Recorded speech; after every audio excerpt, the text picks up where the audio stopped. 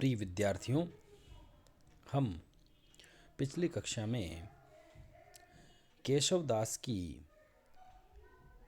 दास द्वारा रामचंद्रिका के सृजन के अंशों को हम पढ़ रहे थे। केशव का रामचंद्रिका एक रात में लिखा गया महाकाव्य है, जिसमें पिछली कक्षा तक हम भगवान राम के शिव के धनुष को प्रत्यंचा चढ़ाते ही टूट जाने का हम वर्णन पढ़ रहे थे। अब हम आगे जानेंगे किस प्रकार ये बात परशुराम को पता चलती है कि शिव के धनुष को राम ने तोड़ दिया है, और राम और परशुराम का तथा अन्य संवादों का हम अध्ययन करेंगे। रामचंद्रिका रचना अपनी संवाद योजना के कारण हिंदी साहित्य में अत्यंत चर्चित महाकाव्य है। केशव, जो कि ऋतुकाल के प्रथम आचार्य हैं, नगेंद्र के अनुसार ऋतुकाल के प्रवर्तक हैं, वो रामचंद्रिका में आगे क्या वर्णन करते हैं देखते हैं। हम पढ़ रहे हैं परशुराम संवाद। देखिए, सबसे पहले वामदेव, जो कि शिव धनुष के भंग होने के बाद जब परशुराम वहाँ क्रुद्ध होकर पहुँचते हैं, तो वामदेव जी उनको इस प्रकार से कहते हैं कि महादेव कौ धनुष यह परशुराम ऋषिराज तोरेऊ रा, ये कहत ही समझेऊ रावण राज। ऋषियों के राजा ऋषिराज परशुराम ने जब पूछा कि धनुष किसने तोड़ा, तो वामदेव जी ने उनके उत्तर देते हुए जब ये कहा कि शिव के धनुष को रा ने तोड़ा, तो रा को सुनते ही परशुराम ने इसको रावण समझ लिया, और जब रावण समझ लिया तो अत्यंत क्रोधित होकर परशुराम बोले, बर बाण सिखिन अशेष समुद्र ही सोखी सखा सुख ही तरी हो। बर का अर्थ है श्रेष्ठ, बाण, सिखिन यानी अग्नि, अशेष कभी न समाप्त होने वाले समुद्र को सोखी सखा सुख ही तरियो। परशुराम कहते हैं कि मैं क्रोधित होकर कहते हैं कि जब रावण ने इस धनुष को तोड़ दिया तो मैं अपने श्रेष्ठ बाणों से मार्ग में आने वाले अशेष समुद्र को सुखा दूंगा, और उसको पार करके समुद्र को मैं रावण के पास लंका चला जाऊंगा। पुनी लंक ही ओटी कलंकित के, फिर पंक कलंक ही की भरी हो। पुनी लंक ही औटी का अर्थ है पिघलाकर, फिर मैं वहाँ सोने की लंका को पिघलाकर इस खाली समुद्र को लंका के कलंक कीच से भर दूंगा। भल भूंजी के राक्षस खाक सो के, दुख दीर्घ देवन को दरी हो। भल भूंजी के राक्षस खाक सो के, वो कहते हैं कि मैं उस रावण की लंका को और उस रावण के बल को जलाकर खाक बना दूंगा, और दुख दीर्घ देवन को दरी हो, और मैं देवताओं को जो इन राक्षसों के और रावण के अत्याचार से पीड़ित हैं, उनको इस कष्ट से मुक्त करूंगा। शीत कंठ के कंठन को कंठुला, 10 कंठ के कंठन को करी हो। शीतकंठ यहाँ शिव को कहा गया है कि शिव जो है उसके कंठ में मैं रावण के 10 सिर को अपने कुठार से गले काटकर और उन 10 सिरों की माला बनाकर शिव के गले में अर्पित करूंगा, क्योंकि उसने शिव धनुष का भंग किया है। तो ये आवेश और उत्तेजना में परशुराम की मनोभावाभिव्यक्ति का चित्रण है, और भगवान शिव के प्रति उनकी अनुपम श्रद्धा का वर्णन है। अंतिम पंक्तियों में जो कंठ और 10 कंठ है, शीतकंठ है, यहाँ पर यमक अलंकार दृष्टव्य है, और संपूर्ण पद में चूंकि प्रत्येक चरण में 24 गणों का और 8 सगण का प्रयोग, इसलिए दुर्मिल सवैया है, सवैया छंद में लिखा गया था। अगला देखिए अंश, बौरी सब रघुवंश कुठार की, धार में बारणी बाजी सरथ ही। अब जब तुरंत ही परशुराम को वामदेव के कहने पर यह मालूम होता है कि अरे ये धनुष रावण ने नहीं राम ने तोड़ा है, तो वे बहुत क्रोधित हो गए और वो कहते हैं बौरों सबे रघुवंश कुठार की, कि मैं अपनी इस कुठार के धार से समस्त रघुवंश को, उनके बारणी बाजी अर्थात हाथी घोड़ों को, समस्त उनकी सेना को रथ सहित नष्ट कर दूंगा। बौरों का अर्थ डुबो दूंगा। बाण की वायु उजाड़ के लक्षण, कि मैं बाण के भीषण प्रहार से लक्ष्मण को समाप्त कर दूंगा।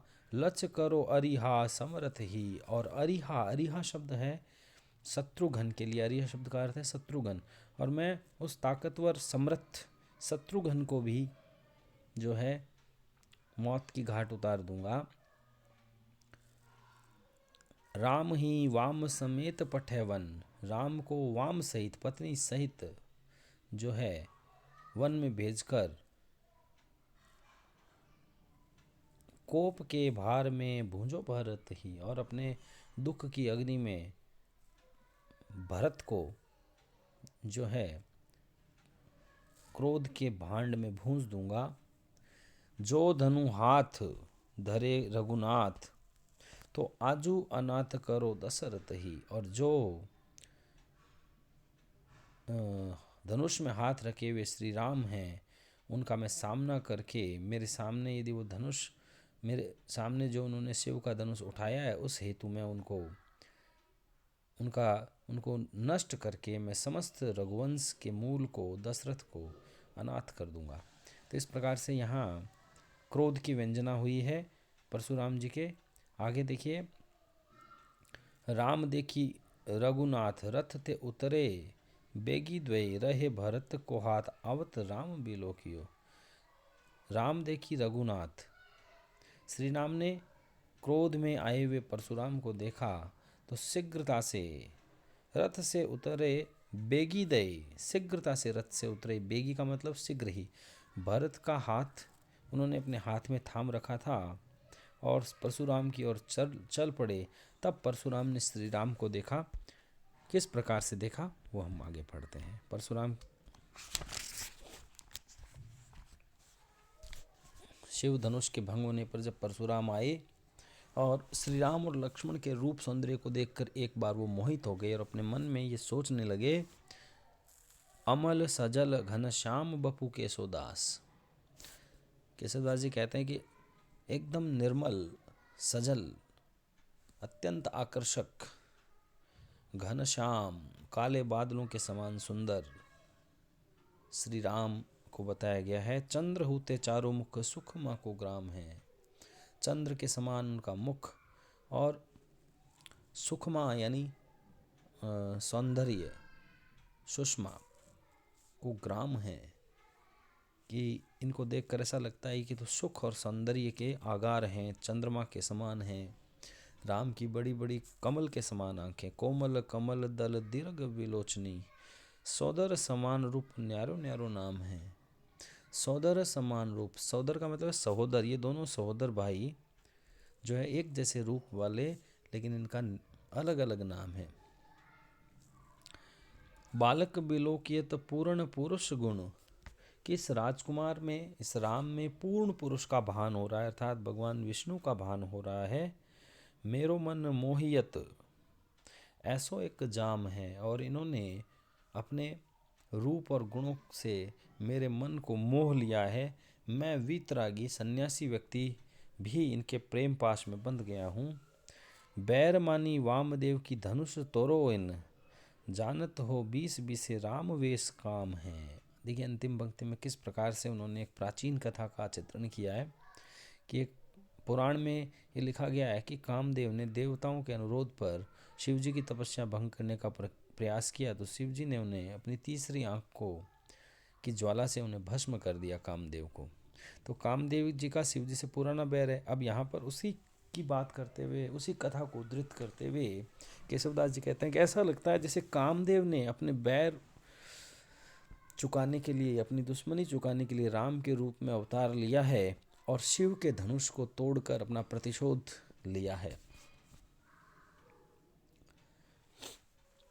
राम कहते हैं, अगले पद में राम परशुराम जी को कहते हैं, परशुराम क्रुद्ध हो गए हैं और राम उन्हें शांत करना चाहते हैं, तो वे परशुराम को समझाते हैं, टूटै टूटन हार तरु वायु ही दीजत दोष, त्यों अब हर के धनुक को हम पर कीजत रोष। श्री राम कहते हैं, टूटे टूटन हार तरु, के जो पेड़ टूटने योग्य होता है वह टूट ही जाता है, उसे टूटने से कोई रोक नहीं सकता। वायु ही दीजत दोष, परंतु उसके लिए हम वायु पर यदि दोष दें तो ये व्यर्थ है। त्यों अब हर के धनुक को हम पर कीजत रोष है।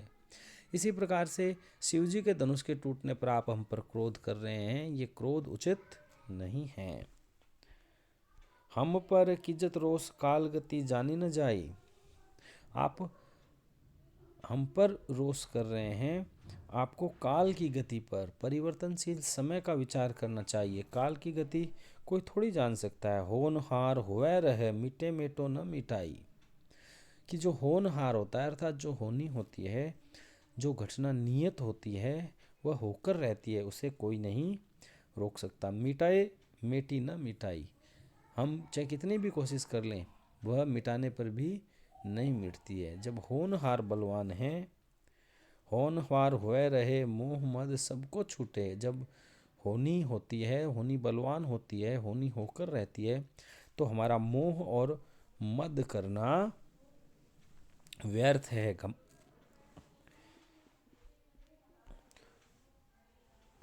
होए तिनका ब्रज ब्रज तिनका होए टूटे, कि जब होनी होती है तो अत्यधिक कृश तिनका भी जो है ब्रज के समान हो जाता है, और अत्यंत कठोर व्रज भी तिनके के समान टूट जाता है। अत्यंत कठोर वज्र भी तिनके के समान टूट जाता है, एवं अत्यंत कोमल तिनका भी वज्र के समान कठोर हो जाता है। इस प्रकार श्री राम के परशुराम की समझाइश का चित्रण यहाँ पर किया गया है। शुक्रिया।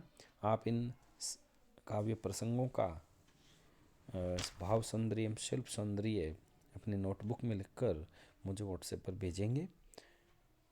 अगली कक्षा में हम आगे जानेंगे कि किस प्रकार से परशुराम जी और शत्रुघ्न और अन्य में, लक्ष्मण अन्य में संवाद होता है। शुक्रिया।